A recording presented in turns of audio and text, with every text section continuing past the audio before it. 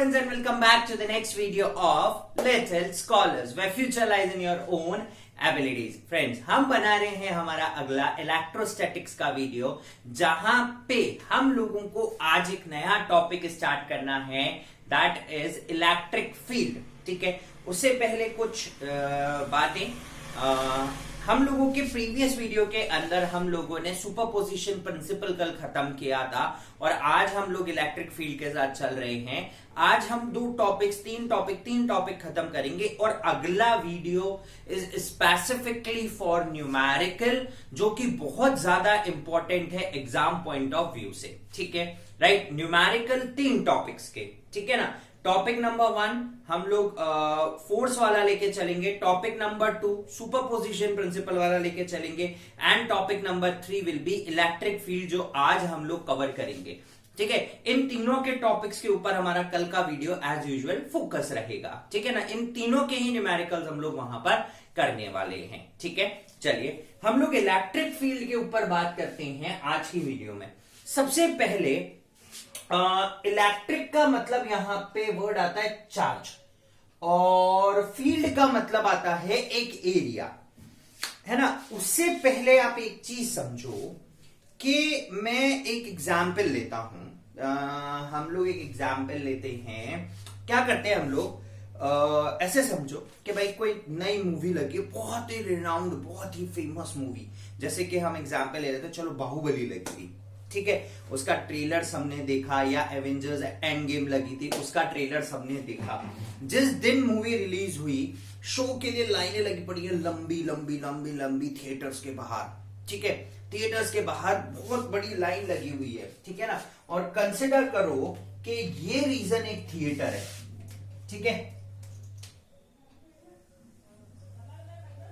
ये रीजन एक थिएटर है, राइट, दिस इज थिएटर, है ना। और ये यहां पर इसका ticket window, this is ticket window. अब क्या हुआ भाई, हम लोग जब लाइन में लगे, जब तक हम थिएटर नहीं पहुंच गए, एक्साइटमेंट बढ़ता ही जा रहा है, बढ़ता ही जा रहा है, बढ़ता ही जा रहा है, बढ़ते जा रहा है। जैसे जैसे आप यहां क्लोज आते जा रहे हो, the level of excitement goes on high high high high high. जब तक आप दूर थे, ठीक है ना, जब तक आप दूर थे, the level of excitement is not so much high.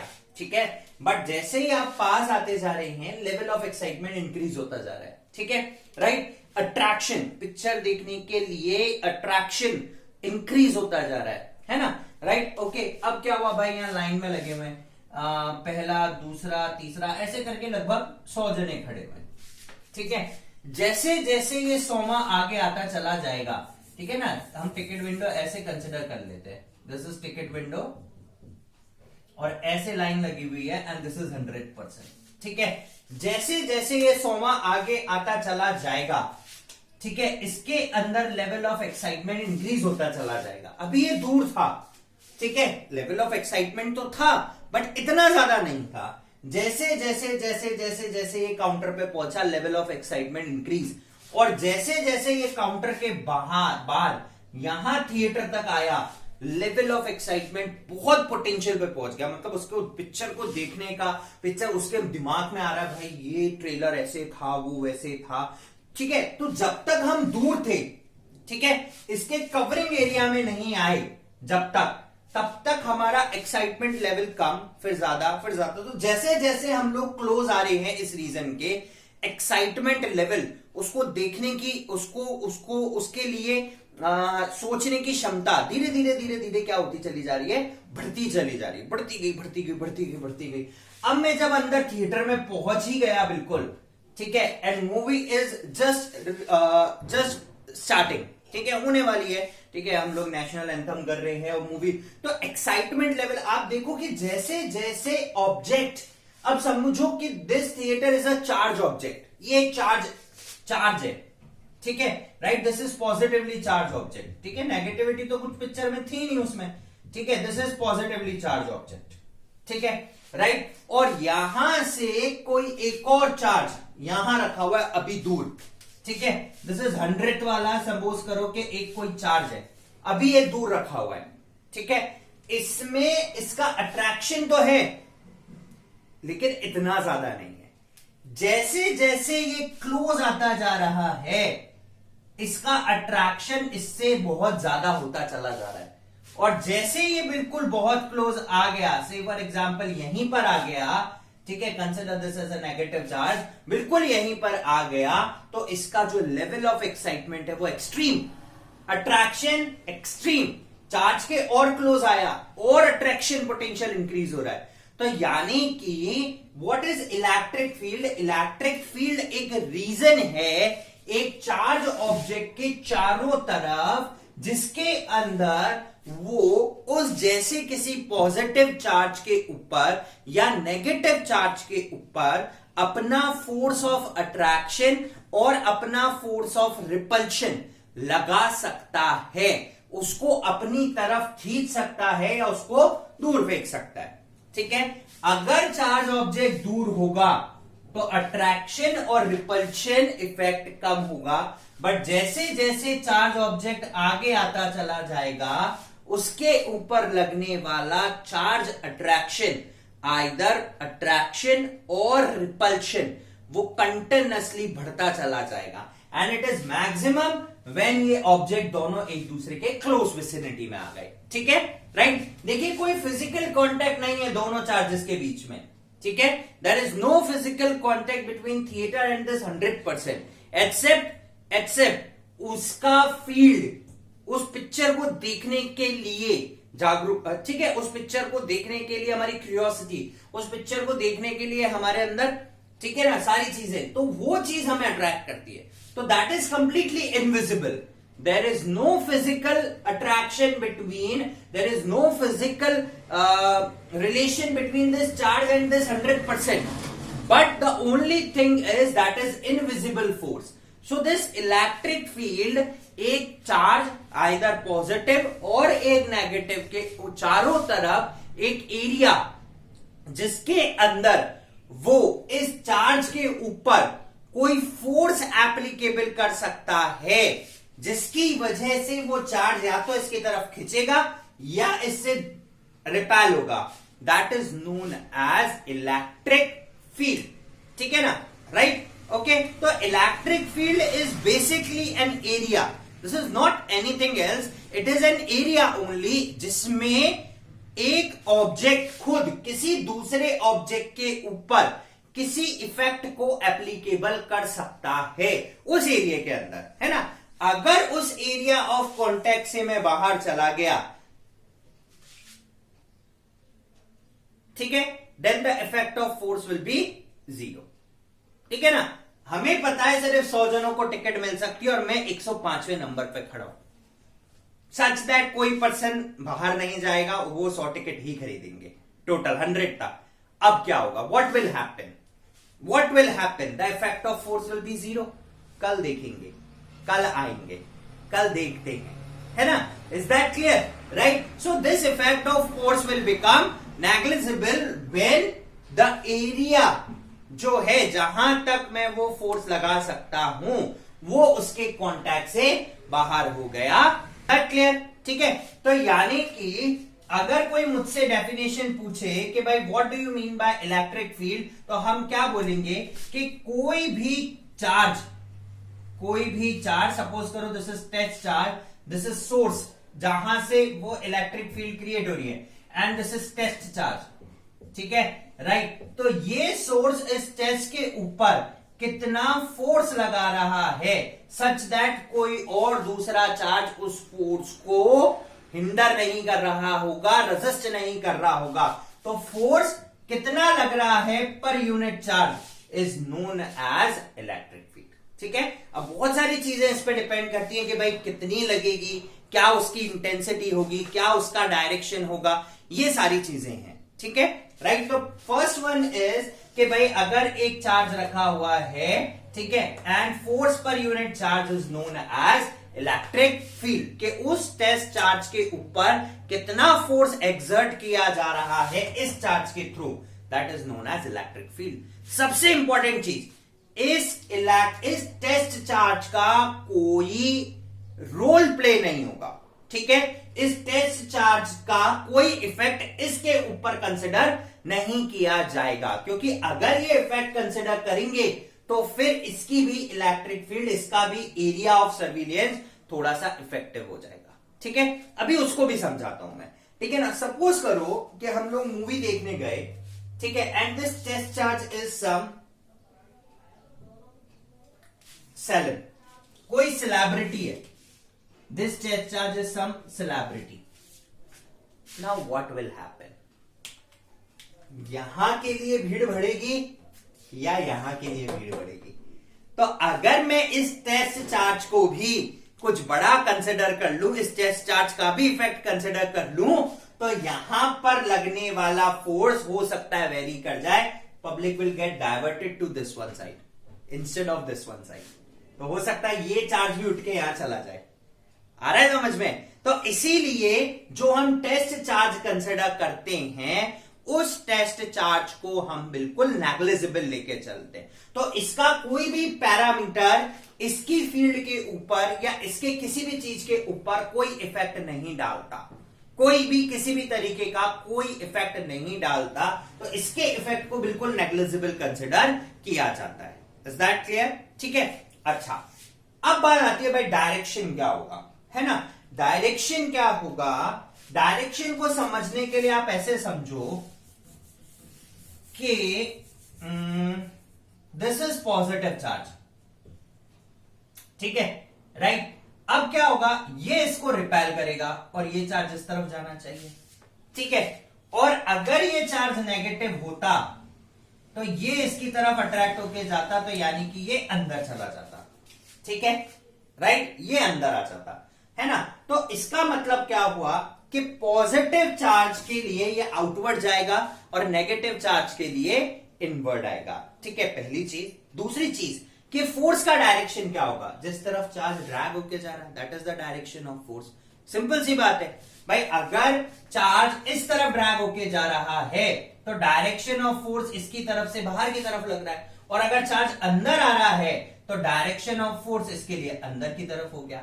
तो डायरेक्शन इलेक्ट्रिक फील्ड का डिफाइन कर सकते हैं हम उस टेस्ट चार्ज के ऊपर कितना इफेक्ट लग रहा है उससे, ठीक है, और किस डायरेक्शन में लग रहा है। जिस तरफ टेस्ट चार्ज ड्रैग होगा हम बोलेंगे कि इलेक्ट्रिक फील्ड का डायरेक्शन उसी तरफ है, राइट। Is that clear? तो नेगेटिव अंदर आएगा, पॉजिटिव बाहर जाएगा, ठीक है। तो हम जनरली ये मान के चलते हैं कि अगर कोई पॉजिटिव चार्ज है तो उससे इलेक्ट्रिक फील्ड का डायरेक्शन इज ऑलवेज आउटवर्ड, ठीक है। किधर होगा?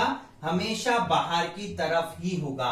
लेकिन अगर मैं कोई यहां पर नेगेटिव चार्ज ले लूं, नेगेटिव चार्ज ले लूं, तो इलेक्ट्रिक फील्ड का डायरेक्शन इसके लिए हमेशा इनवर्ड की तरफ होगा, अंदर की तरफ आता है ड्रैग करता हुआ, ठीक है। दिस इज नेगेटिव चार्ज, ठीक है।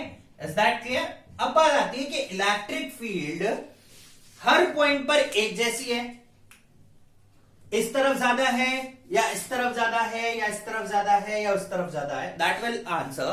बट पहले हम लोग इसका डेफिनेशन देख लेते हैं। The electric field at a point, किसी भी पॉइंट के ऊपर, इज द इलेक्ट्रोस्टैटिक फोर्स। कितना?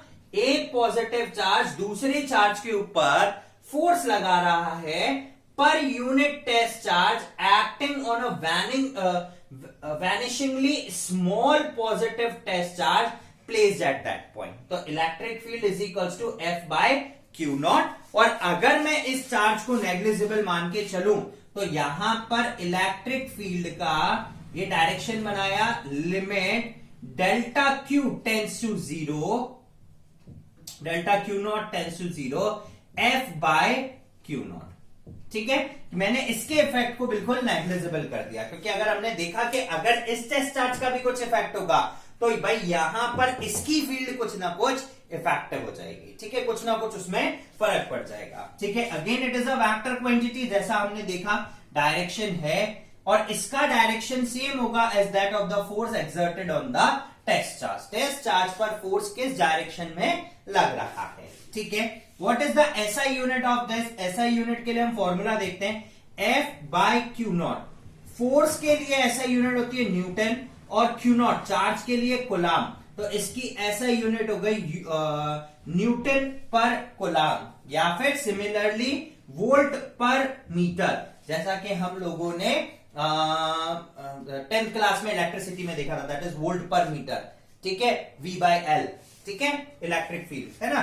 So now it's dimensional formula.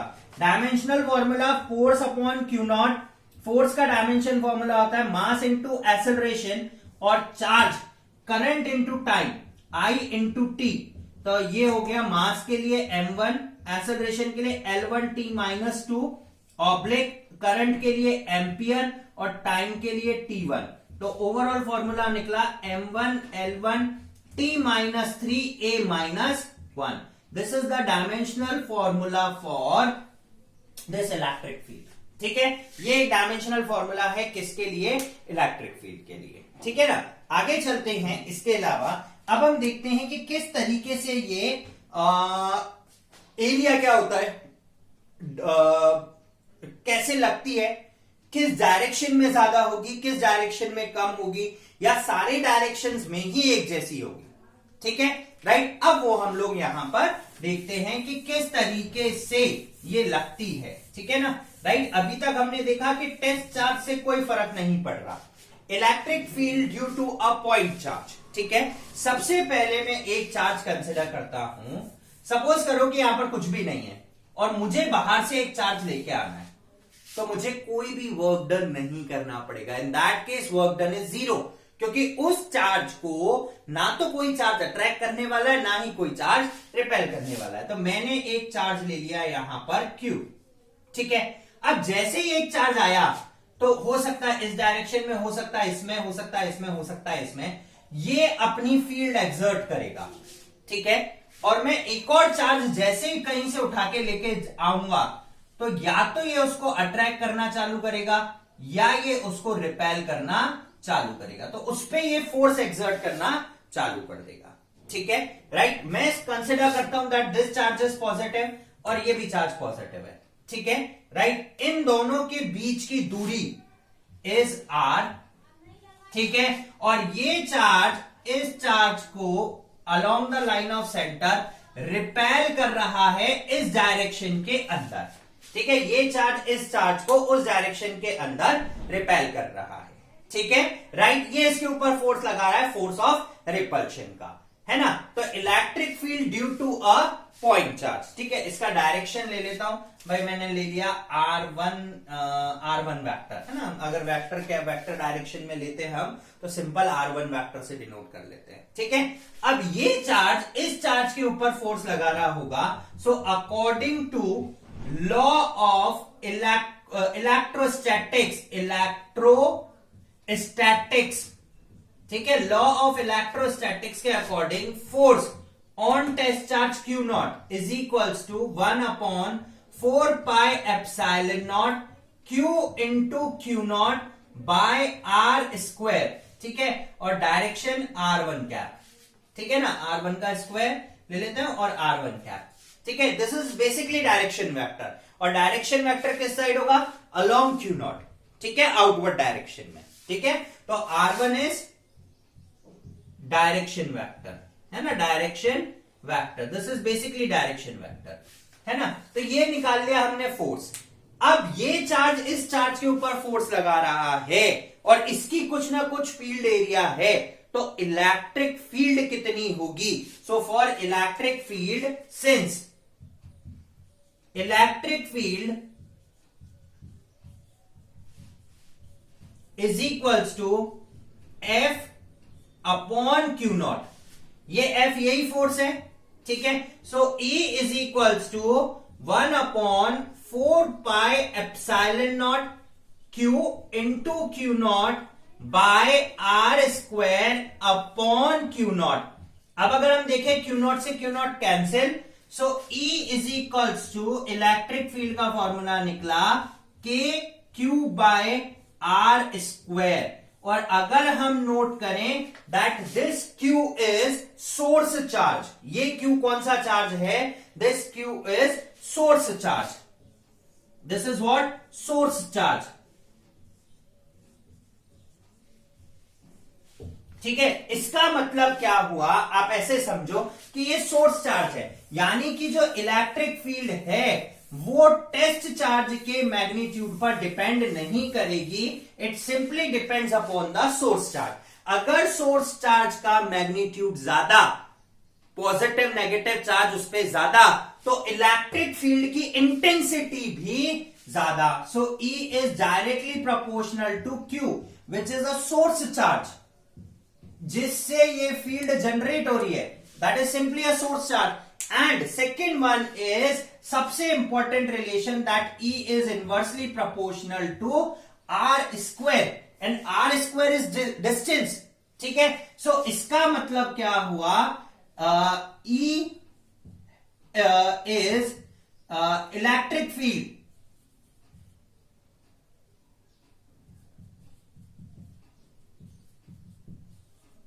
is same in all direction।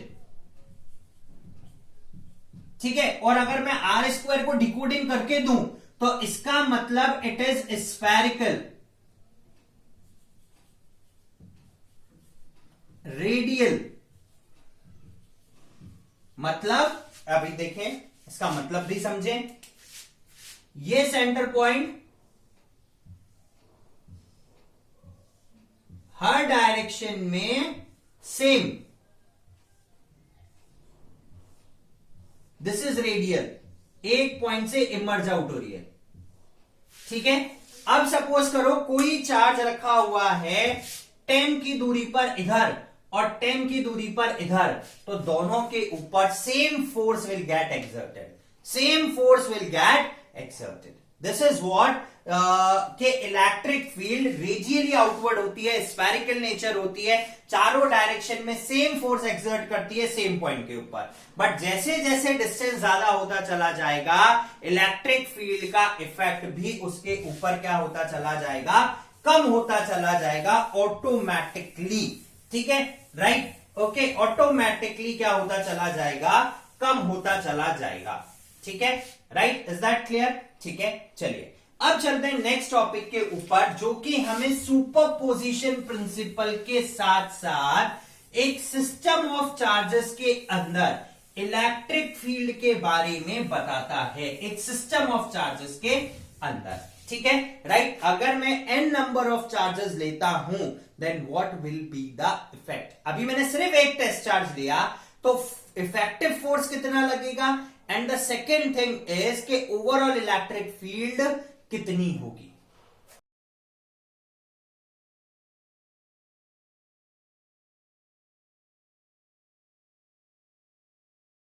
चलिए नेक्स्ट टॉपिक है हमारा electric field due to system of n charges. ठीक है, अभी तो हमने क्या पढ़ा था कि भाई हमने पढ़ा था कि एक सिंगल चार्ज से क्या फर्क पड़ता है। अब हमने इसमें क्या करा, एन नंबर ऑफ चार्जेस ले लिए। सबसे पहले वही कल वाला जो डायग्राम हम लोगों ने बनाया था, सबसे पहले मैं n नंबर ऑफ चार्जेस लूंगा। ठीक है, सपोज करो दिस इज चार्ज Q0 है ना, and this is charge Q1 and this is charge somewhat Q2 ले लेते हैं यहाँ, है ना। एक चीज अपन अज्यूम करके चलते हैं, यहां से यहां तक का डायरेक्शन इसका था R1 वेक्टर। ठीक है, यहां से यहां तक का डायरेक्शन इसका R वेक्टर, और यहां से लेके यहां तक का इसका डायरेक्शन R2 वेक्टर। ठीक है, right, simply the position vector, है ना। तो सबसे पहले हम थ्योरी क्या कर लिखेंगे, लेट अस कंसिडर जो हमने लिया है पहले उसको लिखो। Let us consider a system of n number of charges, n number of charges Q1 Q2 up to ऐसे करते करते Qn। ठीक है, राइट, सिचुएटेड, ठीक है, at a position of R1 R2 up to Rn respectively, है ना, ये इनकी पोजीशन। ठीक है, राइट, अब देखिए कि ये कोई P पॉइंट पर है। ठीक है, तो हम कौन से पॉइंट पे कैलकुलेट करने की कोशिश कर रहे हैं, we wish to calculate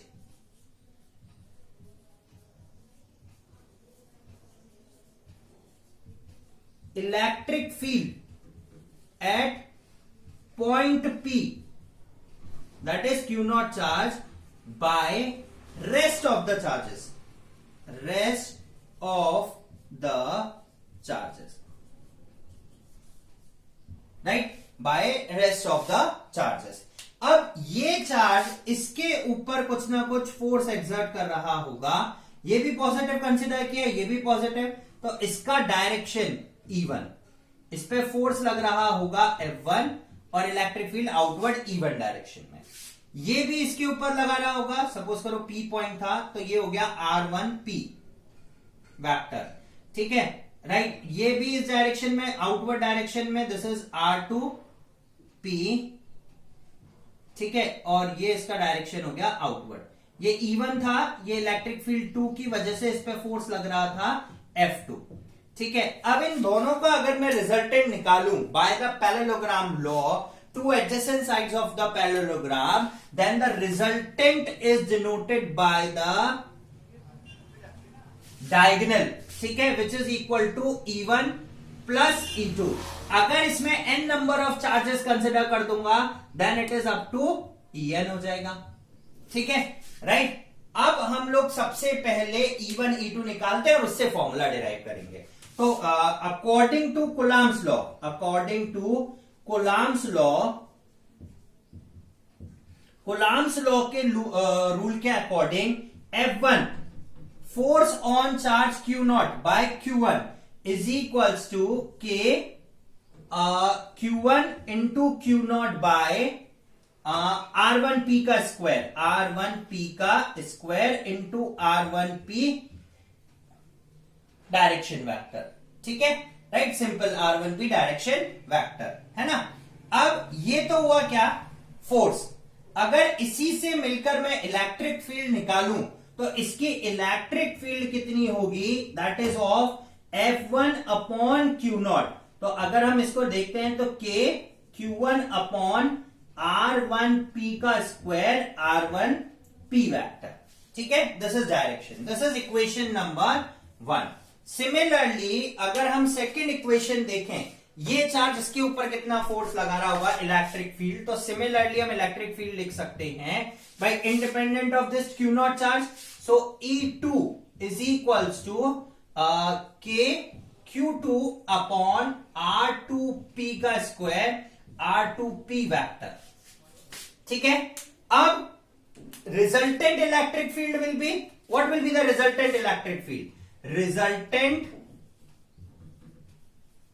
electric field by n number of n charges is equal to E1 plus E2 up to En. So E is equals to E1 plus E2 plus up to En। सबकी values put के add करते हैं हम लोग इसको, ठीक है, चलिए सबकी वैल्यूज पुट करते हैं। तो ये हुआ E1 की वैल्यू थी K Q1 अपॉन R1P का square plus K Q2 R2P का स्क्वायर, और इसमें डायरेक्शन वेक्टर था R1P direction vector, this is R2P again direction vector. तो अगर मैं n नंबर ऑफ चार्जेस के लिए लूंगा तो it will B K Qn R N P का स्क्वायर और RNP वेक्टर, ठीक है। अब इसकी अगर एक समराइज इक्वेशन निकाले तो K constant summation I is equals to 1 से लेके n तक QI अपॉन RIP का स्क्वायर, और डायरेक्शन वेक्टर क्या हो जाएगा, RIP is the direction vector.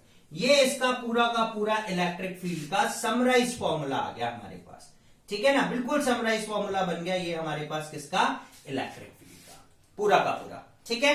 अगर हम इसको वेक्टर फॉर्म में लिखना चाहें तो what is R1P, R vector minus R1 vector, ठीक है। तो अगर मैं इसका समराइज फॉर्म लिखना चाहूं इन वेक्टर फॉर्म, ठीक है, तो ये हो जाएगा E इज इक्वल्स टू के Q1 अपॉन R1P, R1 से लेके P तक, तो इट विल बी व्हाट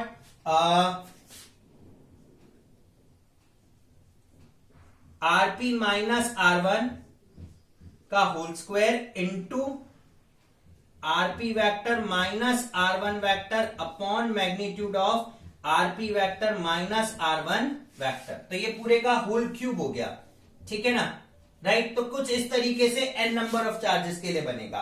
तो अगर हम इसका एक समराइज फॉर्मूला लेंगे तो इट विल बी के समीशन I इक्वल्स टू 1 से लेके n QI अपॉन, ठीक है, ये होगा magnitude of RI vector minus RP vector का whole cube into RI vector minus RP vector, ठीक है। This is what the summarise formula for electric field due to n number of charges. तो इस तरीके से हम लोग कैलकुलेट करेंगे for n number of charges, ठीक है, राइट। तो सिंपली हमने देखा कि जो इलेक्ट्रिक फील्ड है it completely depends upon the charge which is exerting this effect, not depend on the charge on which the effect has been calculated or VR effect is being calculated, ठीक है। तो उस charge के ऊपर depend नहीं करेगा, distance के ऊपर डिपेंड करेगा, जो सोर्स चार्ज है उसके मैग्नीट्यूड पे डिपेंड करेगा, ठीक है।